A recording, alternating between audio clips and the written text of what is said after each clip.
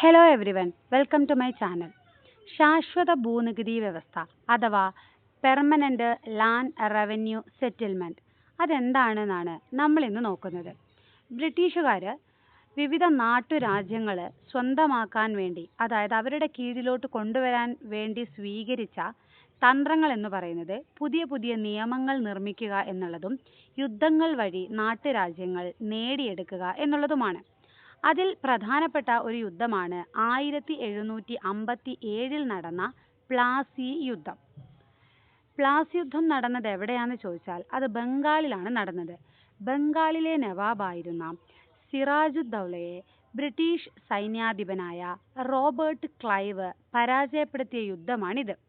ഈ പ്ലാസി യുദ്ധത്തിൽ ബ്രിട്ടീഷുകാരോട് ബംഗാളിലെ നവാബ് തോറ്റതോടുകൂടെ ബംഗാൾ ബ്രിട്ടീഷുകാരുടെ കീഴിലായി. അതിനുശേഷം നടന്നതാണ് 1764 ബക്സാർ യുദ്ധം. അവധിലെ നവാബായ ഷുജാഉദ്ദൗലയെയും ബംഗാളിലെ നവാബായ മിർ കാസിമിനെയും ബ്രിട്ടീഷ് സൈന്യം പരാജയപ്പെടുത്തി. ഈ ബക്സാർ യുദ്ധത്തിൽ പരാജയപ്പെട്ടതോടുകൂടെ ബംഗാള്, ബീഹാർ, ഒറീസ ഈ സ്ഥലങ്ങളിലെ നികുതി പിരിക്കാനുള്ള അവകാശം ബ്രിട്ടീഷുകാർക്ക് കിട്ടി. നികുതി ബ്രിട്ടീഷുകാർ പിരിച്ചിരുന്നത് വ്യത്യസ്ത മാർഗങ്ങളിലൂടെയാണ്. നമ്മളീ പറഞ്ഞ ബംഗാള്, ബീഹാർ, ഒറീസ ഈ സ്ഥലങ്ങളിൽ ബ്രിട്ടീഷുകാർ നികുതി പിരിക്കാൻ വേണ്ടി ഉപയോഗിച്ച രീതിയാണ് ശാശ്വത ഭൂനികുതി വ്യവസ്ഥ അഥവാ പെർമനൻ്റ് ലാൻഡ് റവന്യൂ സെറ്റിൽമെൻറ്റ്. ശാശ്വത ഭൂനികുതി വ്യവസ്ഥ നിലവിൽ വന്ന വർഷം 1793 ഇത് നടപ്പിലാക്കിയ വ്യക്തി കോൺവാലീസ് പ്രഭുവാണ്. ഓക്കെ, 3 പോയിന്റും ഇമ്പോർട്ടൻ്റ് ആണ്. ബംഗാള്, ബീഹാർ, ഒറീസ എന്നിവിടങ്ങളിലാണ് ശാശ്വത ഭൂനികുതി വ്യവസ്ഥ നടപ്പിലാക്കിയത്. വർഷം ഏതാണ്? 1793. ഒരുപാട് തവണ എക്സാമിന് ചോദിച്ചിട്ടുള്ളതാണ്, സ്റ്റേറ്റ്മെൻ്റ് ആയിട്ടും അല്ലാണ്ടും ചോദിച്ചിട്ടുള്ളതാണ്. ഏത് വർഷം, ഏതൊക്കെ സ്ഥലം, നടപ്പിലാക്കിയ വ്യക്തി എല്ലാം ഇമ്പോർട്ടൻ്റ് ആണ്. ഇനി എന്താണ് ഈ ശാശ്വത ഭൂനികുതി വ്യവസ്ഥയുടെ പ്രത്യേകതകൾ നോക്കാം. ഭൂമിയുടെ ഉടമകളായിരുന്ന, അതായത് ഭൂവുടമകളായിരുന്ന സെമീന്ദാർമാരാണ് ബ്രിട്ടീഷുകാർക്ക് വേണ്ടി ഇവിടെ നികുതി പിരിച്ചിരുന്നത്. ഓക്കെ, അപ്പോൾ അത് ഇമ്പോർട്ടൻ്റ് ആയിട്ടുള്ള പോയിൻ്റാണ്, നമുക്ക് ഓർക്കാൻ വേണ്ടിയിട്ട് എളുപ്പമാണ്. ശാശ്വത ഭൂനികുതി വ്യവസ്ഥ നമ്മൾ ഇംഗ്ലീഷിൽ എഴുതുമ്പോൾ ഫസ്റ്റ് എസ് അല്ലേ ലെറ്റർ വരിക? അതെ. അപ്പോൾ ഈ സെമീന്ദാർമാരാണ് പിരിച്ചത് എന്നും കൂടിയാണ് നമുക്ക് ഓർക്കേണ്ടത്. കാരണം ഇത് കൂടാതെ വേറെയും കുറച്ച് നികുതി വ്യവസ്ഥകളുണ്ട്, മഹൽവാരി, റൈഡ്വാരി എന്നൊക്കെ പറഞ്ഞിട്ട്.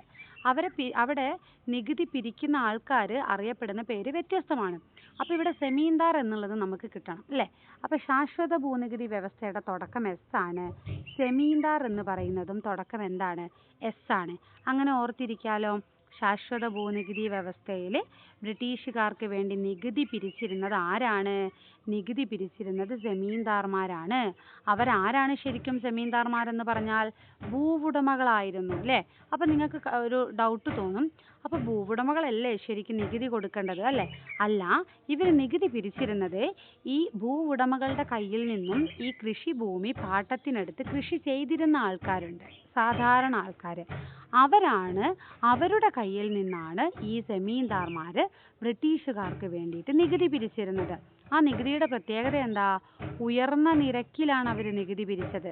നികുതി പിരിച്ചത് ഉയർന്ന നിരക്കിലാണ്. പിന്നെയോ വിളവിലുള്ള ഏറ്റക്കുറച്ചിലുകൾ പരിഗണിക്കാതെ നിശ്ചിത തുക കർഷകർ നിർബന്ധമായും നികുതിയായി നൽകണമായിരുന്നു.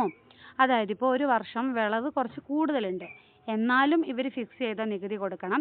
അതല്ല, നികുതി കുറച്ച് കുറവാണ്, അങ്ങനെയാണെങ്കിലും ഒരു ഇളവും കൊടുത്തിരുന്നില്ല. കൂടുതലാണേലും കുറവാണേലും വിളവുണ്ടെങ്കിലും ഇല്ലെങ്കിലും എന്ത് ചെയ്യണമായിരുന്നു? ഇവർ ഫിക്സ് ചെയ്ത നികുതി അത് നിർബന്ധമായും ഇവർക്ക് കൊടുക്കണമായിരുന്നു. ബ്രിട്ടീഷുകാർക്ക് ഈ പാവപ്പെട്ട ആളുകൾ കൊടുക്കണമായിരുന്നു. മനസ്സിലായില്ലേ? അപ്പോൾ ശാശ്വത ഭൂനികുതി വ്യവസ്ഥയിൽ നികുതി പിരിച്ചിരുന്നത് ആരാണ്? സെമീന്ദാർമാരാണ്. സെമീന്ദാർമാർ ഉയർന്ന നിരക്കിലാണ് നികുതി പിരിച്ചിരുന്നത്. അതുപോലെ വിളവിലുള്ള ഏറ്റക്കുറച്ചിലുകളൊന്നും പരിഗണിച്ചിരുന്നില്ല. ബ്രിട്ടീഷുകാർ നിശ്ചയിച്ച ഒരു തുക വിളവുണ്ടെങ്കിലും ഇല്ലെങ്കിലും കർഷകർ എന്ത് കൊടുക്കണമായിരുന്നു? നികുതിയായി കൊടുക്കണമായിരുന്നു. പിന്നെ ഇമ്പോർട്ടൻ്റ് ആയിട്ടുള്ള പോയിൻ്റാണ് ശാശ്വത ഭൂനികുതി വ്യവസ്ഥ കൊണ്ടുവന്ന വ്യക്തി ആരാണ്? ശാശ്വത ഭൂനികുതി വ്യവസ്ഥ കൊണ്ടുവന്ന വ്യക്തിയാണ് കോൺവാലീസ് പ്രഭു. കോൺവാലീസ് പ്രഭു ആണ് കൊണ്ടുവന്നത്. നടപ്പിലാക്കിയ പ്രദേശങ്ങൾ ഇമ്പോർട്ടൻ്റ് ആണ്. ബംഗാൾ, ബീഹാർ, ഒറീസ. വർഷവും ഓർത്തിരിക്കണം, 1793. ഇമ്പോർട്ടൻ്റ് ആയിട്ടുള്ള ടേബിളാണ്.